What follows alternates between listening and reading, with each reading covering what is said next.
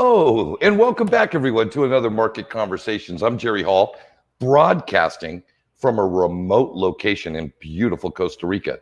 I am actually right next to the balcony because it's where the best signal I could get for the laptop is at the beautiful Bed and Breakfast Lodge in Los Angeles, Cartago, Costa Rica. Now, interesting story. Emil hasn't got into the backstage yet, so I am not pressed to get him on camera.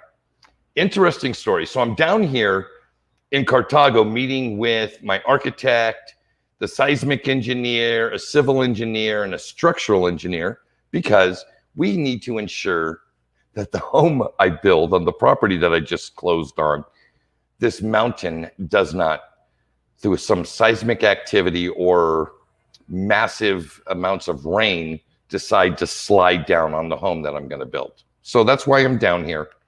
Interesting story. I get to the lodge where I'm going to stay the night tonight, and I'm in the restaurant below. The restaurant is called La Purita. Now, I don't know how this happened, but somehow I got recognized as a guy that does a YouTube channel. And the owner of the restaurant, this really wonderful lady, says that she wanted to make sure that I had a drink for my broadcast tonight. Well, I've got to put this on camera. This thing is phenomenal. Look at this monstrosity. Look at this incredible frosty libation. Now, I said, please no alcohol. And I haven't tasted it yet, and I will taste it pretty soon. Hopefully it's alcohol free and life will be good for me. We don't want Jerry all drunk and snappy. Anyway, I noticed that my guest is entered this backstage, and from what I can see, he's looking mighty dapper tonight. Let's welcome Emil Kalinowski. Hi. I'm sorry I'm late, but I was putting on my hair and everything, so I was putting on the cologne so I could look good for your show. Oh, man, I am so glad that you did. Thank you, Jerry, for having me. I was off to the baccarat tables, and I said, listen, hold the chips. I got to do a show. Hold the chips. You'll be right there. Hold my, I'll be there in a minute.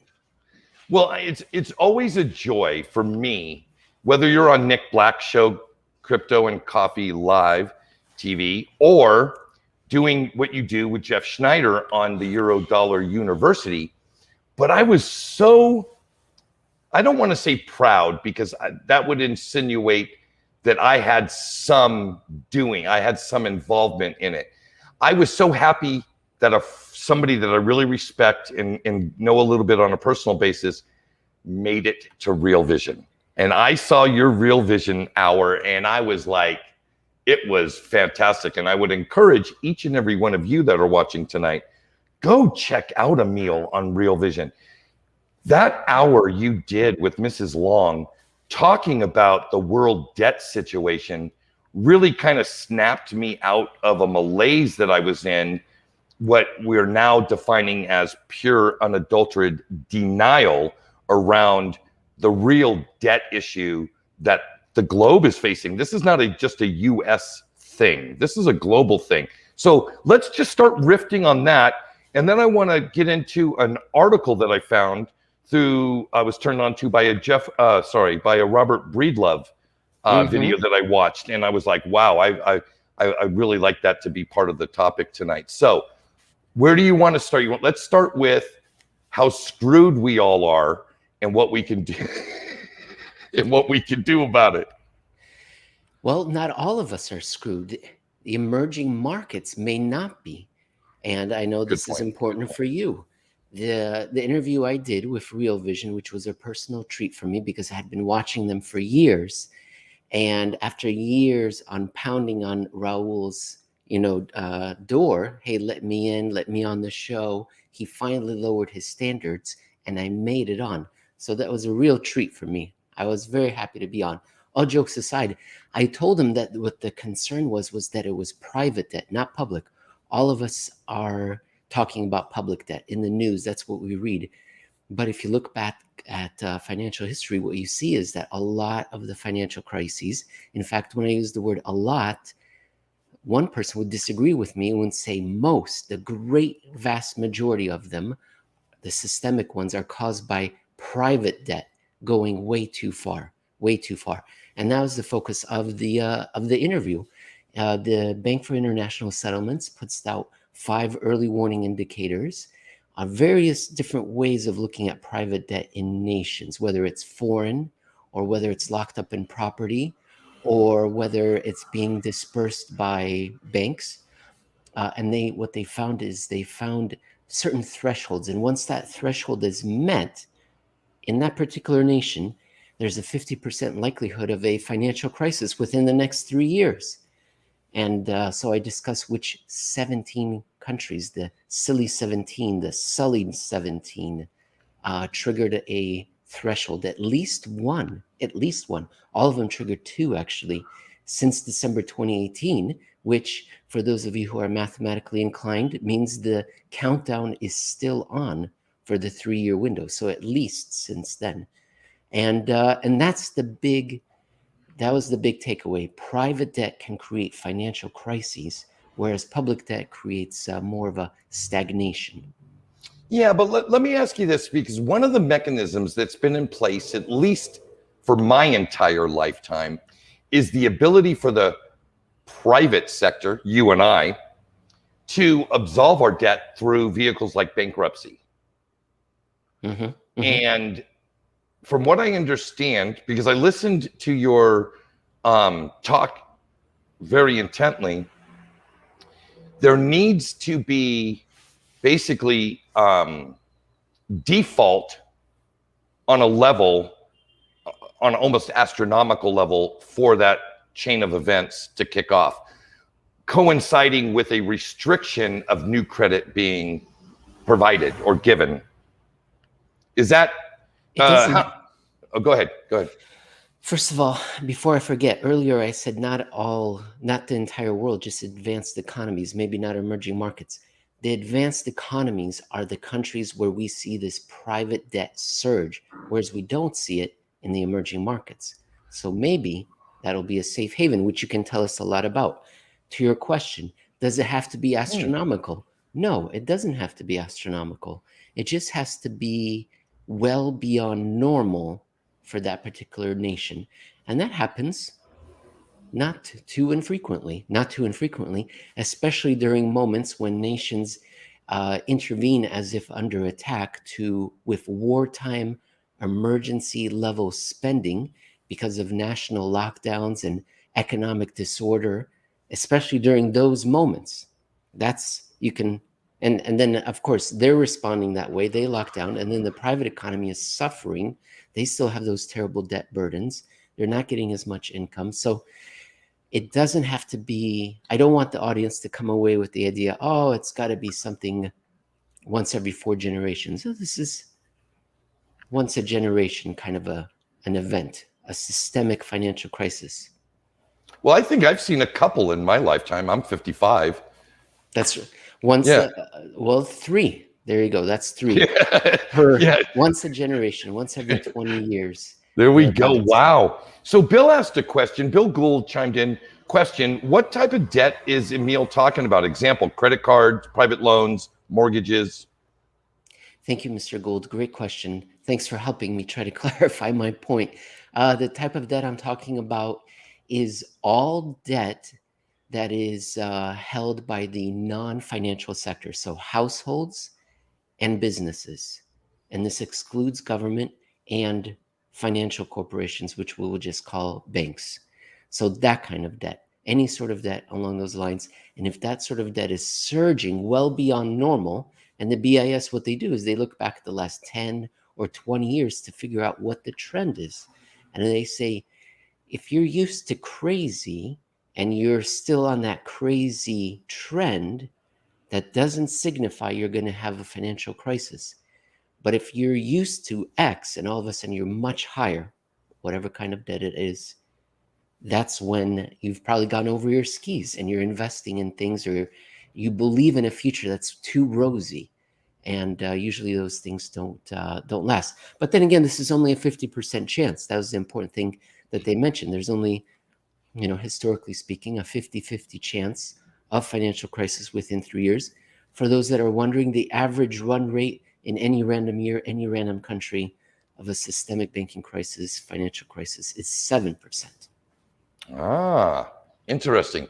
So I can honestly tell you from my own personal experience as being a member of, of the economy in the United States for very many, many years, that I would carry, I don't know, anywhere from 50 to 70% of my yearly income in debt in any given time, whether it be just revolving debt with vendors, credit establishments like my Visa card and my MasterCard and other entities like that, not to mention the fixed rate stuff, what would be like for my autos or the condo and things of that nature. I mean, if you added the car and the home debt into that, I'd be 3 times, 4 times debt to income ratio. The BIS would want to talk to you. They would. And I didn't think that was uncommon. Everybody in my peer group, all the people I associated with, very similar. It depends on the era, Jerry. It depends on the era. If the era is good, the times are good, business is good, the economy is growing, you're going to make more money. Your investments are going to pan out. The businesses you're running or are employed by will prosper. And therefore, credit comes easy. But eventually those times come to an end, or people get too caught up in it and they believe everything will go right. That property will go up. My neighbor's buying a property. I should buy a property, and so on and so on. And that's what they're trying to warn us of, is it can get overwrought. How do you define overwrought? Well, the BIS try to come up with 5 different ways. And I find that interesting. One of the things that, like, Bill asks another good question. He says, what's your best and worst case scenarios going forward as far as financial crisis? I think you and Jeff do a good job of describing the what's going on, right? You guys do a great job of that. This, kind of like describing and illustrating the mechanics of the system that we're all a part of, voluntarily or not. And involuntarily. Some of us, most of us involuntary. One of the things I look for, and please chime in with the ones that you guys are tracking, I look for credit defaults. Those are the things that at least lead me to the possible wins, right? Is this a real problem? Like, are we having mortgage defaults? Are we having car loan defaults? Are we having credit card defaults? And like you said, it's not about 100 or 200 or 300 or 5. It's what's been the norm or the medium, right? What's been the medium? Are we above that or below that? And are we accelerating above that? Is it trend above that? Those are the kind of things I'm looking for. What do you guys in your ivory tower look for? Ivory tower? How dare you, Jerry? No. We're in the sewers. We've got overalls on, rubber boots, and those goggles. And we're in there face first, going through the monetary plumbing and finding all sorts of disgusting things. You won't believe what's going on above us, what people are flushing down. What we're looking for, the clogs in the piping. I think so. You're seeing defaults. Yes. Okay, good. I believe our focus is mostly on availability before even the defaults may occur. So a precursor, you'd say. Like the velocity would the velocity of money be something that you would track, whether it would be in commodities or auto sales or home sales, or, how are you?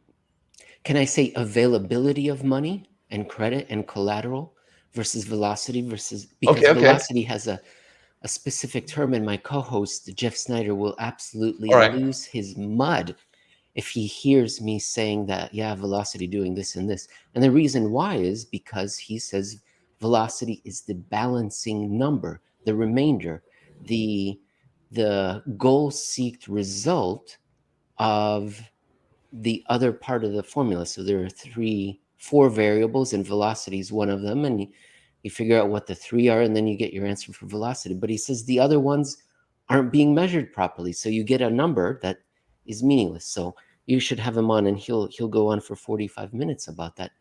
We measure the availability of credit. Would that be new loans issued, like new mortgages, new auto loans? Yes, but that is just one readily observable measure of credit. And that's perhaps the key problem of the entire show that we try to bring up all the time, is that the definition of money, of credit, of collateral has been defined beyond our recognition, beyond our ability to identify what is credit. Should we consider derivatives credit? Well, the banks use derivatives so as to manage their balance sheet, so as to extend credit to the rest of the economy. So should we consider those things? Some people say yes, some people say no. So we measure the availability of credit, not that we can define credit. We cannot define all the different forms of money that are available in the financial system. How could we? Because the bankers are interested in making money, and they will come up with any new possible way, like mortgage-backed securities and those CDOs that we all heard about, right? And the CLOs, all that financial innovation that was taking place at the beginning of the millennium. They were coming up with new ways of creating credit, money, collateral. We can't keep up with that. The regulators can't keep up with that. So we try to measure the effect of this undefined money availability, unobservable, undefined, unidentified, on the different things, different markets. So treasury rates, what else is a good one?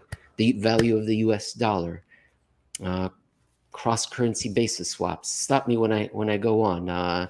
Swap spreads from fixed floating swaps relative to U.S. Treasuries, on and on and on. Different holdings that the Federal Reserve has on its balance sheet. Depending on what those holdings are, that can tell us what's happening in the financial money creation business. So it's tough. It's tough for guys that are in rubber boots, in the full zip up unibody suit, goggles, and disinfectant, who are in the plumbing every day. It's hard for you guys to define it to one or two things. It's a quagmire, it sounds like. I want everyone to understand, though, that I am wearing this suit, and I'm always ready to go to the Baccarat game, even when I have those rubber overalls on. That is true. Yes, it's not only hard for us, and we're nobodies. It's hard for the Federal Reserve and the central banks, and they have explicitly said so in their meeting minutes, in their statements. They have said that the best example is Greenspan in 2000, saying the proliferation of financial products has been so extreme, they can't keep up with it. They cannot define money. They literally cannot define, identify, measure, or map the creation or distribution of money. Because think about it, Jerry, can you imagine if you could create money out of thin air? Wouldn't you put some of the best people you could find on that little project? And that's what banks do. Yeah. They spend their time trying to create money out of thin air. And it sounds crazy, but in fact, they do that. And they've been doing it for centuries. And sometimes things go bad, like say the Great Depression, and then they have a generation off. But starting in the mid-1950s, they said, you know what?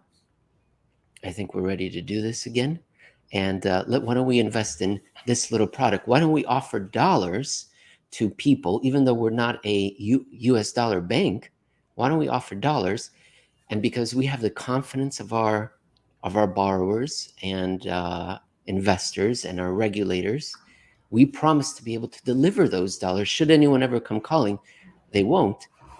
Yada, yada, yada. 70 years later, and there's an incredible system of money creation that's happening out of thin air.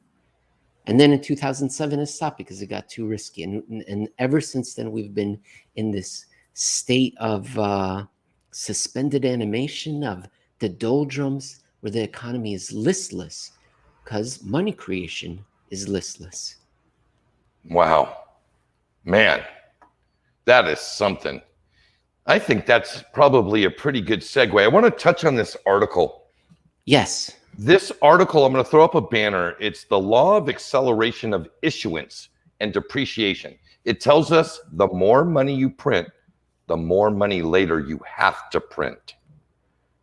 Did you got a chance to browse through that? I sent Yes, you the sir. article. Your thoughts on that, sir? I would agree with the consequences that are being described, but not in how we got there.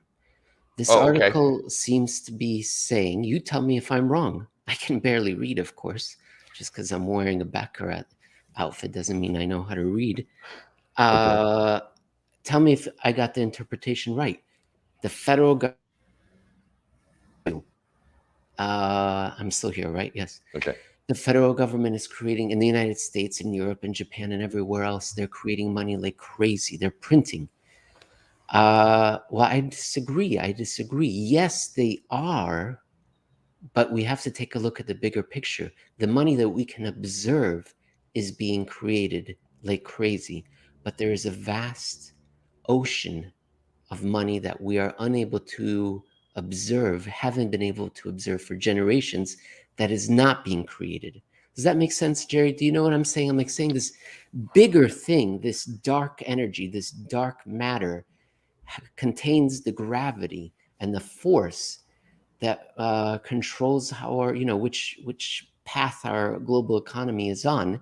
And yes, this very bright star, the central bank, is doing all this stuff, but it's this little star. And meanwhile, we have this gigantic galaxy of dark energy that is suffering. And so that would be my main takeaway from this article, is that, yes, I agree with all the consequences that are being described, and the disorder and the uncertainty and the volatility and the social ills and the political volatility. Yes, I agree. But I think that's more of a consequence that there's not enough money. And what we're seeing the central banks doing is in reaction to there not being enough money in the system. Well, so in the crypto space, right? Especially around a lot of what we would say, we'll call them Bitcoin camps, right? A lot of the Bitcoin camps, you'll hear a lot of people talk about Bitcoin as a global currency, right? As an actual currency. And I've heard Nick Black talk about this, and I happen to agree because I've followed guys like you, and I try to do a little bit of research.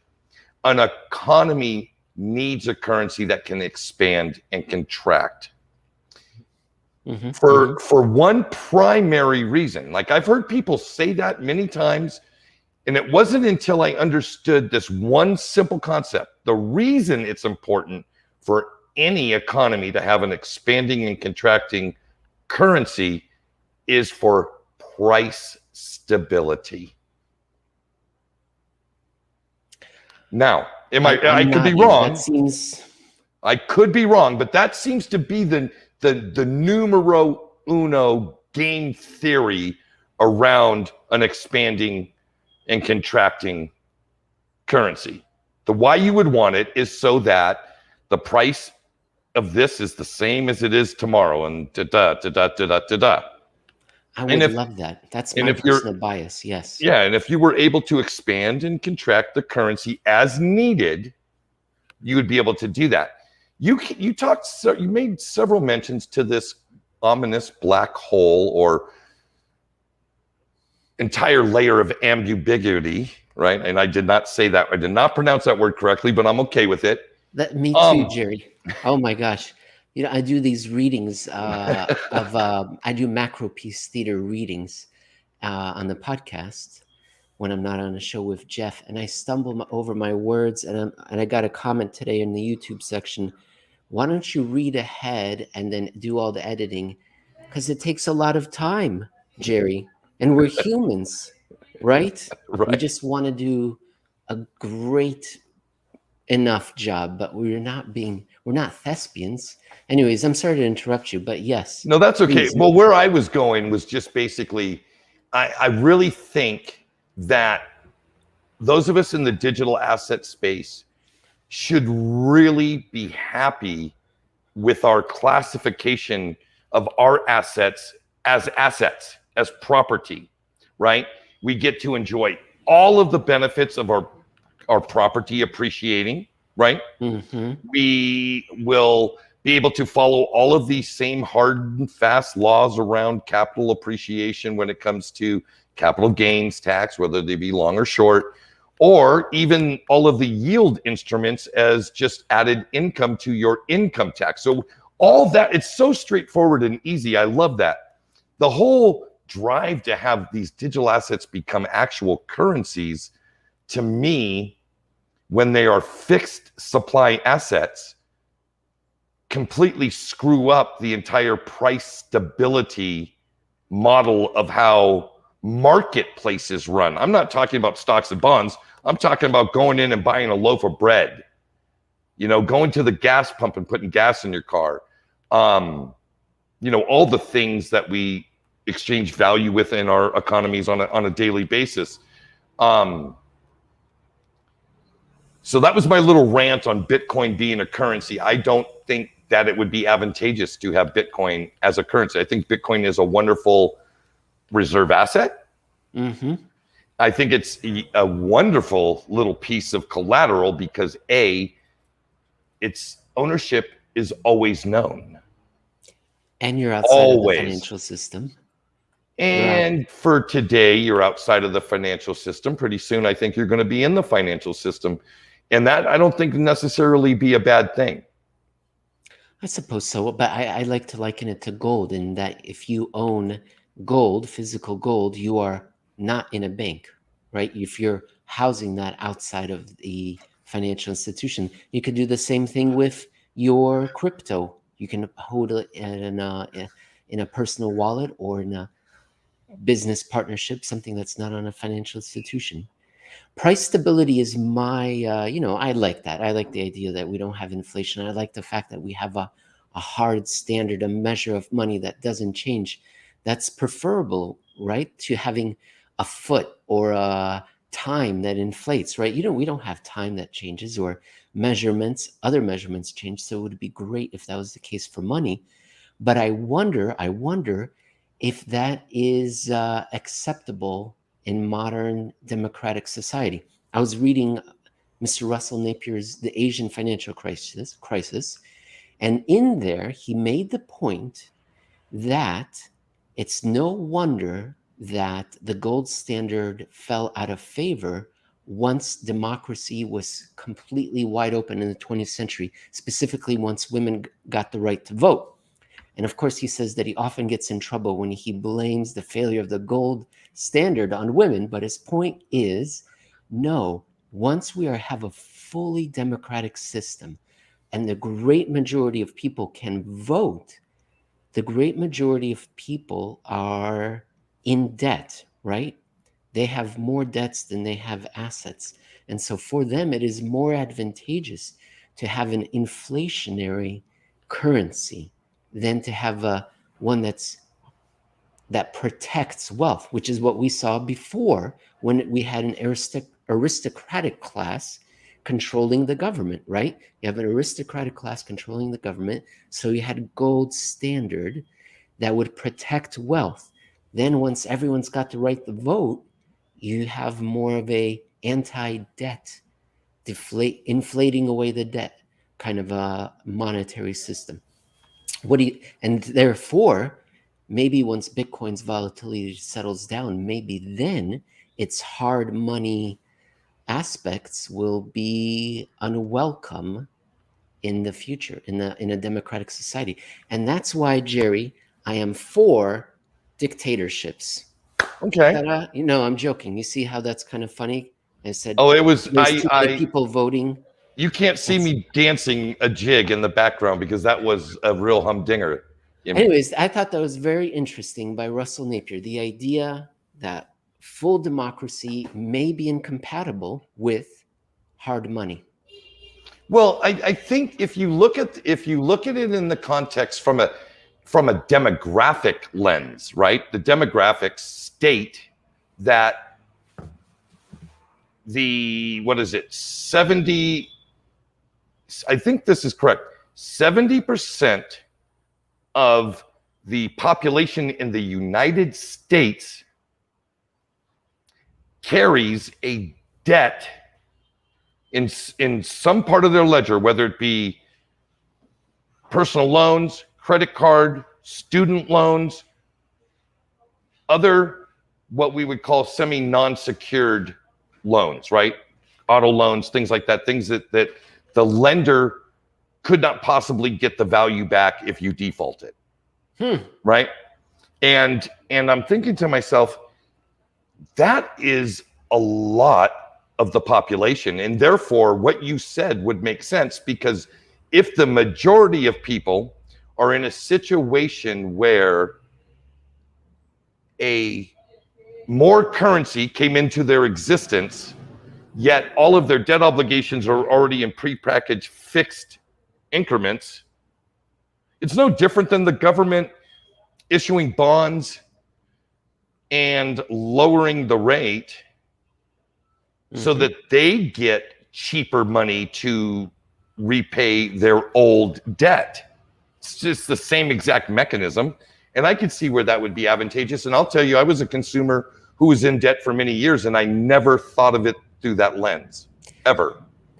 There is an alignment of interests of governments that are in far too much debt and a greater and growing proportion of their voting public that is unable to expand their incomes as fast as they've become used to, while also being in debt. And I think perhaps in the United States, the best example is student loans. There's a lot of talk about canceling that debt.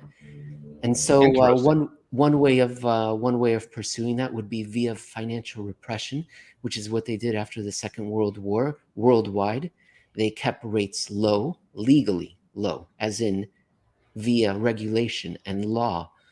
And they would not allow banks or other financial institutions to pay more, or businesses even, where wage controls.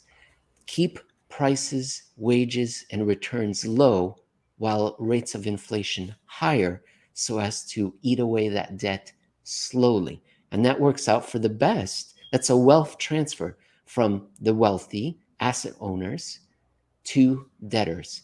And guess who's a debtor? The government, the vast majority of the voting public. I think that's the era we're heading towards in the next decade and two ahead of us. It's going to stink for savers. I'm sorry, go ahead, Jerry. Well, I couldn't agree more. And we've talked on this show many, many times that the old mantra of go to school, get an education, get a job, make some money, buy a house, start a family, and then start to invest for your retirement is a broken model, right? The world around us is forced us all to, if we want to get ahead, to become an investor right away, right? It's almost an imperative for children to start investing now, right? So that they can get ahead. Because if you don't, you get crushed, right? You get crushed. And it's also back to a demographic thing, right? The baby boomers that came out of that silent generation after World War II, the sheer mass of their cohort, just the quantity of them, the sheer volume of these babies who are growing up, getting jobs, entering the workforce, the expansion of our workforce, right? The innovation of, the further iterations of automobiles and various manufacturing technologies that allowed us to create more, extract more, led us to this boom of the boomers got to buy assets at record low prices, real estate at record low prices, right? Mm-hmm. which is wonderful for them as the workforce has wages going up because it's expanding at such an incredible rate. That is a recipe to get wealthy, right? Now you have your generation, right? Whoa. Are you going to say millennial? I will come through this camera. No, I will you're a Gen X. Okay, thank you. You're a Gen X. You and I are Gen X guys. Okay. We were spawned by baby boomers. Our parents are boomers. and we had a really small cohort relative population size to the boomers, right? It wasn't until our generation started spitting out babies, i.e. the millennials, that, you know, they must have put something in the water, because that millennial population is a pretty big cohort. You know what I mean? It's from a size, it's a monster. Absolutely. And so here they come in, and right now we're kind of in their, you know, the majority or the medium of millennials are in their 30s, right? Record high asset prices, record high real estate prices, record high cost of education, and a extremely low growth workforce relative to the size of the workforce. Yes, there are pockets of coders and developers that are making bundles of money, but that is a relatively small section of that particular demographic. So what do they do? What do they do when they go, I want to get ahead like my grandparents did? They have to, well, this is all from the fourth turning. So this is all Neil Howe and William Strauss now that's coming out. But they have to ally themselves with the boomers and convince the boomers to transfer the wealth from their holdings to the millennials, and for a job well done. And what will that job well done be? For shepherding the nation, the culture through some crisis. So some crisis is ahead of us, and the millennials are going to do a fantastic job and deliver us through that crisis. And then their reward will be just like what the GI generation had, a golden age, a boom, people believing that they'll be able to accomplish anything. The economy's taking off, money's available. So that's what is supposed to happen. That's what's happened for some 500 years of Anglo-American history. It's not the millennials' fault. They were just born when they were born in the cycle. And the cycle is one that's been in place for, as I said, several hundred years. And this is just the rhythm of how societies move along. They have a crisis. They believe they survive that crisis. They believe they can do everything. There's a great boom. But then as each generation moves farther and farther away from that crisis, they forget why those rules were put into place, why that character was put into place. The work hard, get married, go to school. Why was that all put into place? Why was that necessary? And they forget. This society ossifies and the rules become ridiculous and people rebel and nobody knows why things work the way they do. And institutions lose so much credibility. Nobody believes in them. And then something comes along and kind of wipes the slate clean. And the hope is that it's not wiped too clean, right? That the institutions are just spruced up, enlivened, and some new ones are created. But and that hopefully it's not wholesale destruction. Jerry, have I gone off the deep end? No, you haven't. Or does that make sense? No. When I listen to what you're saying, knowing what I know of the world, and I'm not a scholar by any stretch of the imagination, but it seems like, you know, in a world that there is, you know, what do you call it? Selective continuation, right? Evolution, something Darwinian is going to happen, because here's what natural selection would tell us that the weak will die off and the strong will continue to propagate, at its simplest kind of simple schoolyard explanation. We're not seeing that. We're seeing, you know, record amounts of bailouts going to corporations that should be, in my opinion, allowed to die, because they're not managing money well. They don't manage money well. Yet they get bought out or not bought out, propped up. There's an element of this natural selection thing that you and I had to go through. We didn't get propped up by anybody, or I know I didn't. No. Well, we're a different generation. We're the Generation X. So we're the forgotten, lost generations. Like that nobody cares about us. That's right. We're very proud of that. On my drink, and we tell everyone to go stuff it, and we don't care. So we'll be okay. We expect to not be supported, not to be bought out, and we'll manage. We've been expecting. We're prepared to take care of ourselves. That's not the case for different generations in different eras. It was just a coincidence. It's just random luck. The post-World War II order was still continuing. The post-Cold War globalization was taking off. That's just but those things come to an end and new orders come in, new eras begin. We just happen to be living through a moment when that era is going to occur, that transition. And it's going to be volatile and destabilizing. Another great treatment of that is George Friedman's latest book, The Storm Before the Calm. So if anyone hasn't read The Fourth Turning and they wanted a different book, perhaps, that's another look at long-term generation, multi-decade long cycles that have that are there, but just hard to see because they're so long, they're hard to observe. And I couldn't agree more that there was something I remember from a child, and it was either a teacher or a friend of my mother's, said, if you don't learn and understand history, you are going to be a victim of the future. It's something about that old adage, right? Either learn from the past or repeat the mistakes.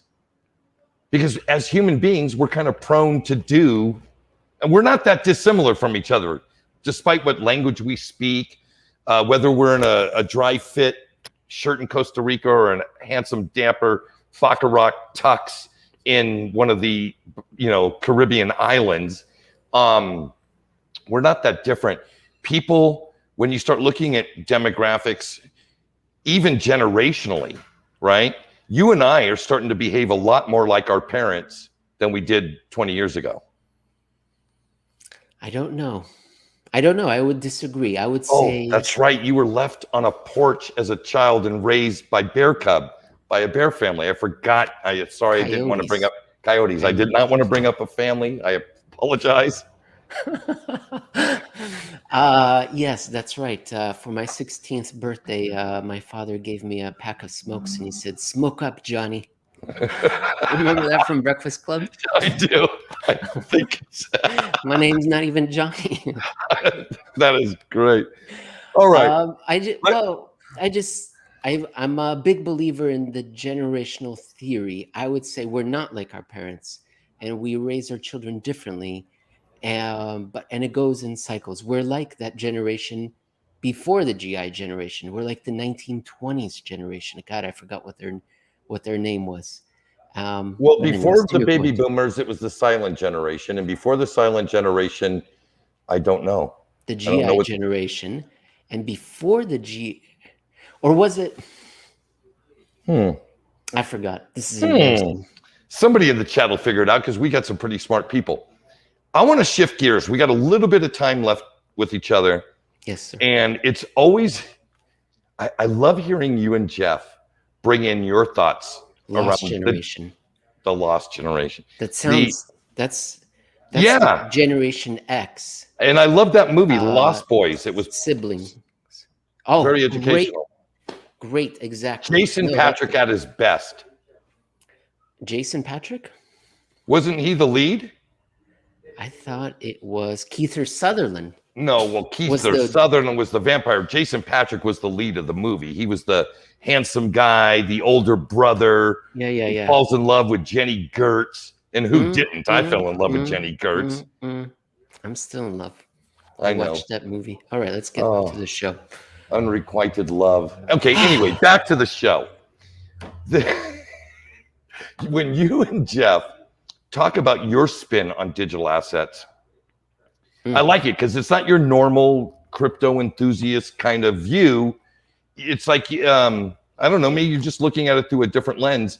There were some questions in the chat. I don't know how personal you want to get, but people were asking, are you what coins do you hold? Are you, I think it was, what exchanges are you interested in? What coins you are interested in? Well, let's use that. Earlier, you were talking about propagating. Remember about the generations propagating? I thought that's how personal you wanted to get, which is perfectly fine. I have a whole lot to talk about on that subject. But I wouldn't be able to offer anything of interest to the audience regarding the coins I own or the exchanges I'm on. I've got you know much more. Nick knows much more. I would offer no value on that. Well, I'll chime in then.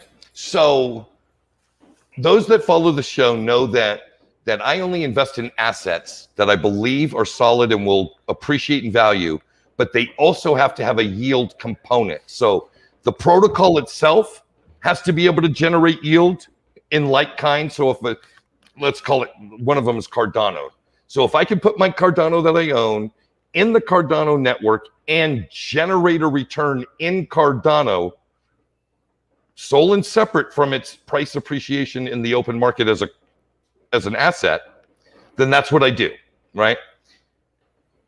Well, since Nick got me into this FET token, this artificial intelligence protocol that's going to has an open platform for AI algorithms that people can purchase, right? Purchase, like lease by the licensing, whatever you want to call it, buy the algorithm, stick it in their application. They migrated to a platform called Cosmos. Cosmos is a layer 1 smart contract platform like Ethereum and others, but fast and inexpensive, and it's got a very large growing ecosystem in it. So I downloaded this Cosmos Station wallet so that I could take my FET coins that used to be on Ethereum and move them over to the mainnet because they offer 20% staking. Not to mention I believe in AI going forward. So this is a win-win for me.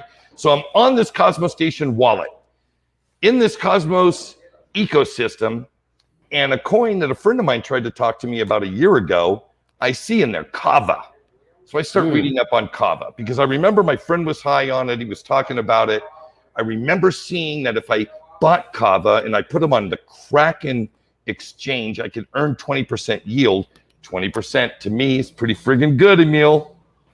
It's good for everyone. Fantastic. It's good for everyone. So I look into it and I start seeing that what they're trying to do is something very similar to Uniswap and Aave and Curve, but all in one multi-chain project. I'm thinking, okay, there could be some there. But I go and look at the actual yield within the actual protocol, not what's being offered through exchanges. It's 36% yield. Well, I spent a week slicing positions in my portfolio so that I could buy a chunk of this stuff, stick it in there to earn 36%.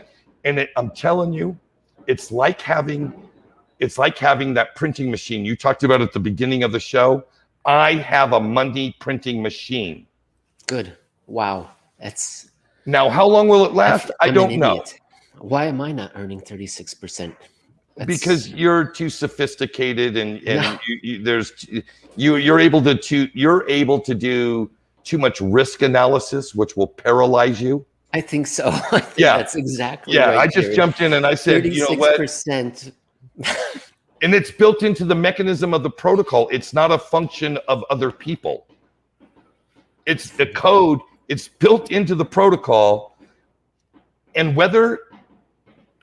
as long as the protocol is in existence, it will spit that out for the next 36 years. That's how much the treasury of the protocol has of the coin to be able to do that for the next 36 years.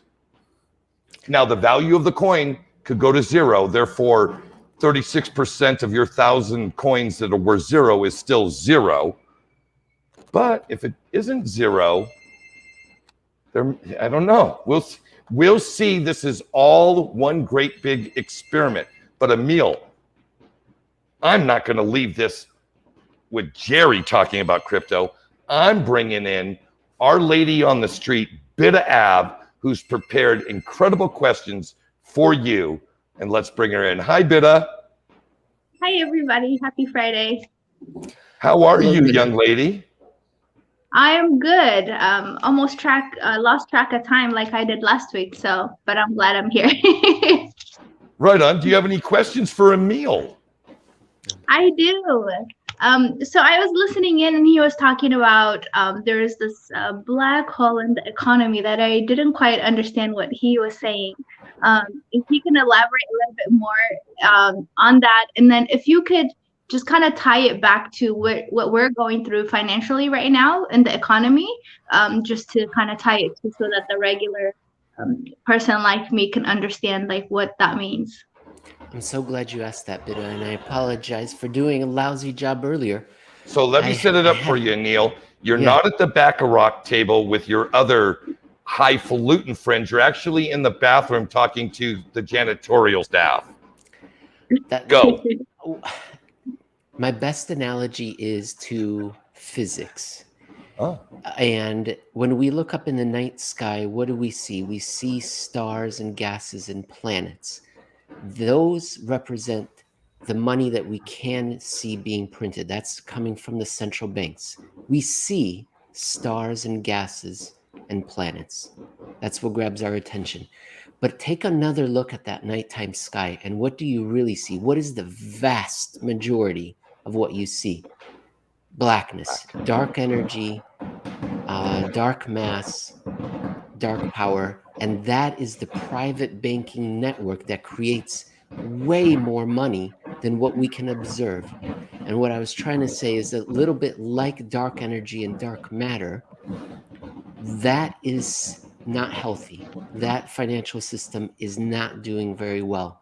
So while we do see these bright stars, the central banks printing all this money, that's trying to compensate the sickness that is in the global economy of the financial system not wanting to extend credit to the real people, to households, to businesses, because they think there's too much risk in the world right now. So that's what I was trying to say is dark energy, dark matter accounts for the vast majority of what we see in the universe. But it's hard to perceive if you don't think about to look at the darkness first. Our attention is grabbed by the bright, shiny things. Okay. So, and as far as like for the regular person, what do you see should be happening as far as preparing for what is coming financially if they're not in the crypto market or in the new assets? What do you see coming that people should be preparing for? Because we don't really talk about that much.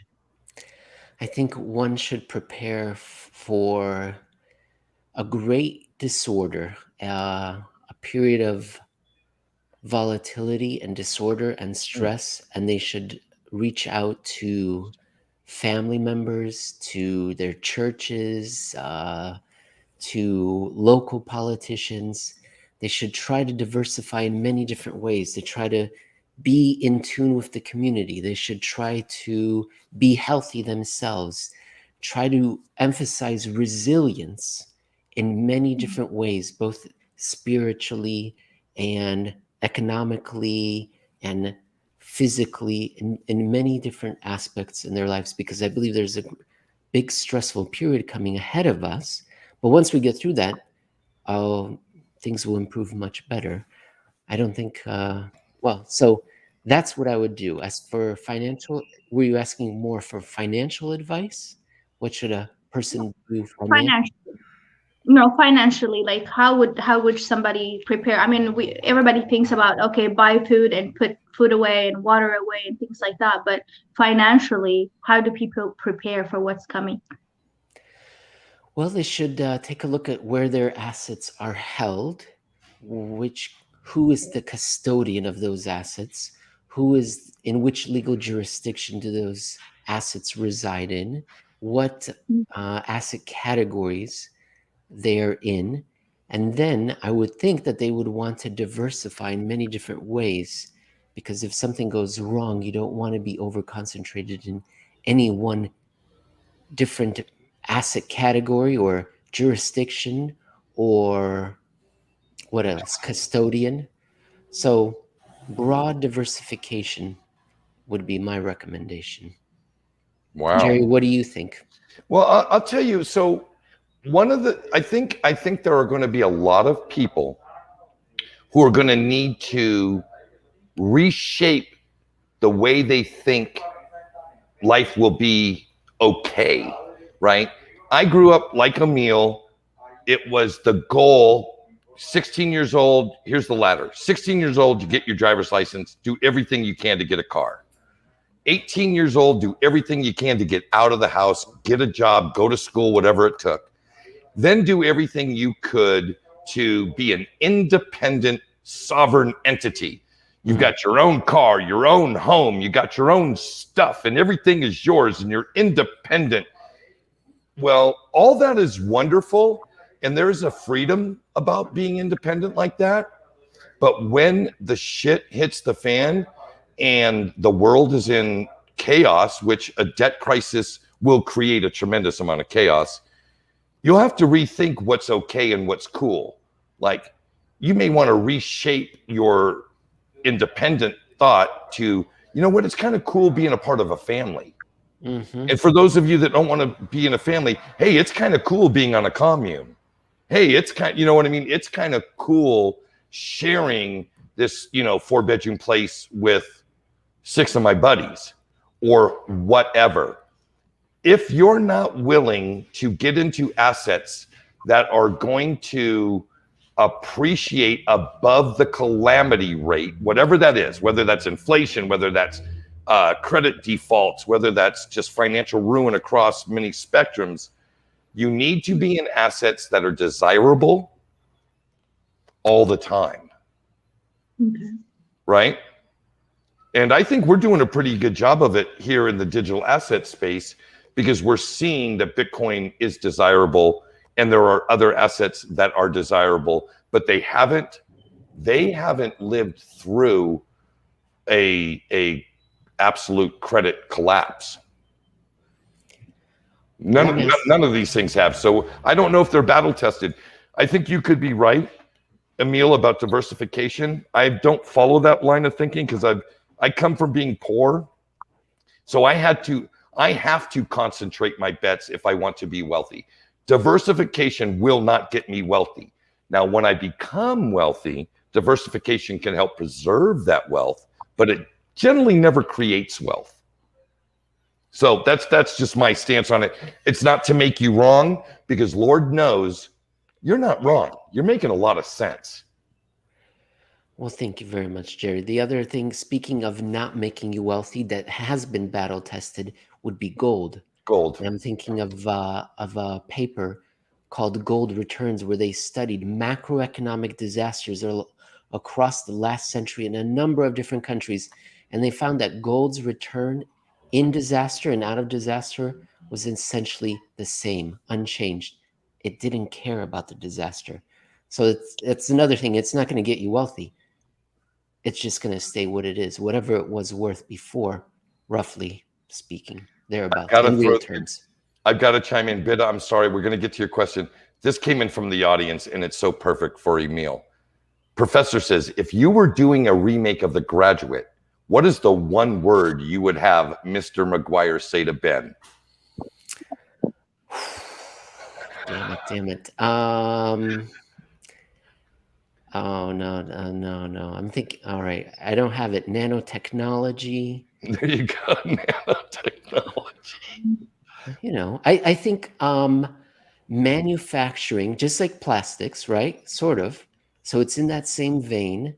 But I'm thinking modern age, so I'm thinking 3D printing would be one, but I want to go, it's just one word, right? So I'm going to go with nanotechnology. What do you think? That's not too bad. Nanotech. Yeah. All right. Sorry, Bida. Okay, I'm Yes. gonna have to watch that movie. Pretty good. Pretty good. Yeah. Made Dustin Hoffman a star. All right, Bitta, you're Just- on. I'm sorry.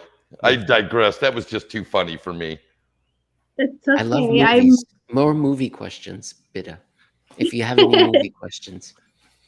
I don't really watch that many movies, unfortunately, but yeah, especially not the ones that are like newer movies. Like I kind of stopped having TV 5-ish, 6. Yeah, I have not had TV since 2006, so I would Good. not know. Good. You are better for it. I don't have a TV either. Oh gosh, it's just yeah. I have a projector I watch stuff on, but that doesn't really. I don't know if that counts as TV. Well, but Bitta, you got to remember, we're Gen X. Gen X, we grew up in front of a television. We see, you as a parent, I don't know if you as a parent, your generation as a parent will hand your child a digital device like an iPhone or an iPad or some really cool tech video thing. Our parents sat us down in front of a television and turned us into remote controls. We would sit in front of the TV and they would say, turn it to 5. And we would reach our hand onto the television and turn the knob to number 5 for them. Oh, I remember Am I that. lying? Emil, am I lying? My parents weren't there. They left for the weekend. They put me in front of the TV, and then they would come back a few days later. Oh, I digress. Okay, Bitta, let's have your last question. We'll bring Brady in for final thoughts, and we'll let these people get back to their lives. I'm sorry, I digress. So last question would be for somebody that is, I mean, if crypto is a good asset class that he would see as a good asset class. So he said to do gold, crypto.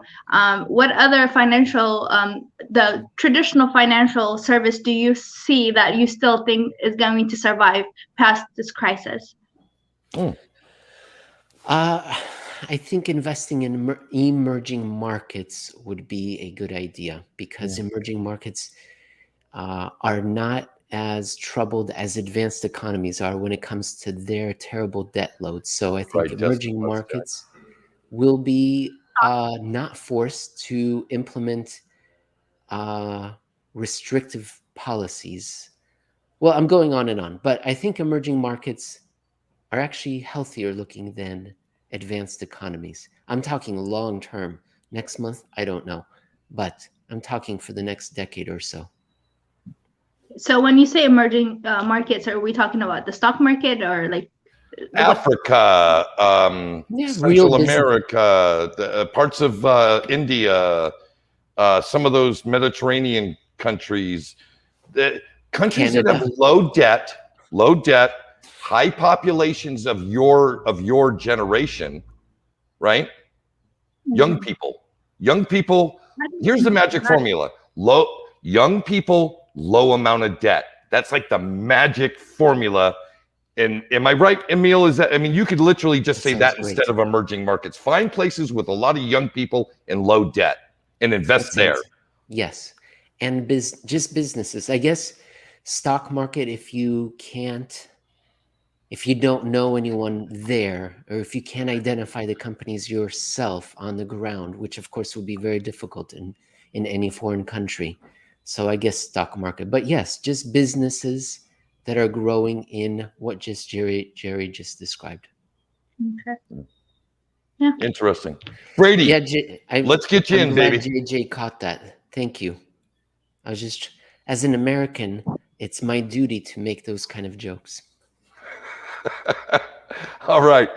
I think Bitta froze up on us. I'm looking for Brady to come in. Here we go. And let's go around the horn. We're going to go with Bitta first. Bitta, she's froze up. Emil. Yes. Your final thoughts on the show, or anything that you realize we didn't talk about that in a short period of time you believe it's important for the audience to be aware of.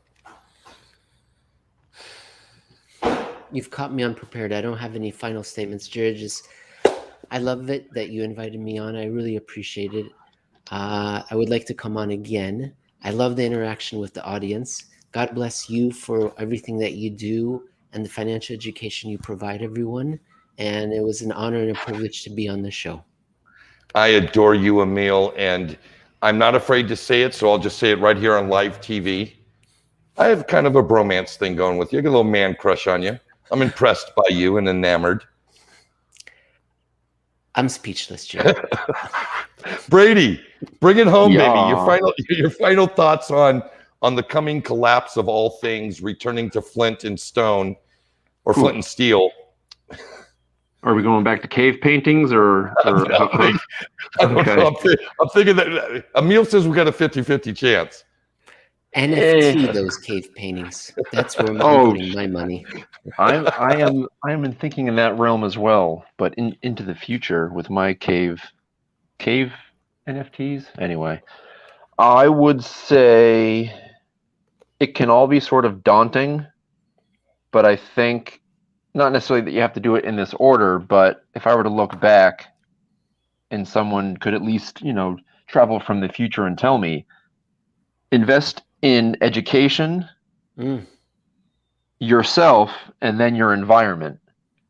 Yeah. And just because we're now in a crunch, cash isn't king, it's the cash flow you want. And I think that kind of touches on what you were saying, Jerry, about assets that pay you to own them.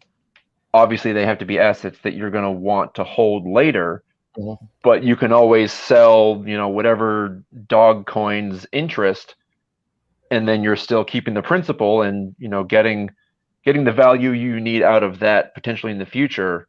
But you can just turn around and sell your whatever tokens and go get ones that you want more of. And I think having that mindset will not only keep you looking for more, but you'll focus less on what you don't have, and hopefully your education and investments in yourself can then improve your environment, and bippity boppity boop, just keep it moving. Put your head down and keep it going. Right on. I'll tell you what, folks. So not all debt is created equal, right? If you're in the digital asset space and you understand kind of the buy, borrow, die lifestyle, which means you've spent most of your life trying to acquire some assets, right? Now that you have some assets, there are wonderful laws in place that allow you to capitalize on those assets, not by selling them, but by borrowing against them. You own the collateral. The collateral has a value, and a lender will loan you money against that. That is a wonderful way to use credit. The unsecured stuff gets a little funny. So if you're in this space and you're still juggling the acquisition of assets in your life and you're juggling debt outside, it may be a good idea to take this one thing into consideration. You are what you consume. Are you consuming good information that will allow you to produce incredible outcomes? Or are you continuing to follow some edict or philosophy that, if you really got honest with yourself, in the future is not going to be beneficial to you? It's only you that can make the change. So I'd encourage you to consume information that will allow you to produce outcomes that you'll be happy with later down the road. That's why I tune into Euro Dollar University, starring Emil Kalinowski. That's why I tune into Real Vision. That's why I tune into Crypto and Coffee Live, because I'm constantly getting fed and consuming information that makes me think outside of myself, outside of my wealth, and look at the world, because I'm a participant in it. I'm never going to be on an island by myself. I am part of this big tribe. So I want to fit in, and I don't want to get devastated. And the truth of the matter is, the policies in place, the game that's being played, has very little regard for you as a human being, unless you have some X status. That's just the truth. You can agree or disagree. That's how I see it. So I think the name of the game is, let's learn how to play the game well and win at it. The information's out there. I want to thank you for tuning in tonight. And again, I am so grateful for all of you that contribute, whether it be through the live chat, whether it be through the Twitter feed or the Facebook feed, or the comments in the video. Stay tuned or come back next week because we'll have another banger of the show to start the month of November. So until next time, everybody, Pura Vida.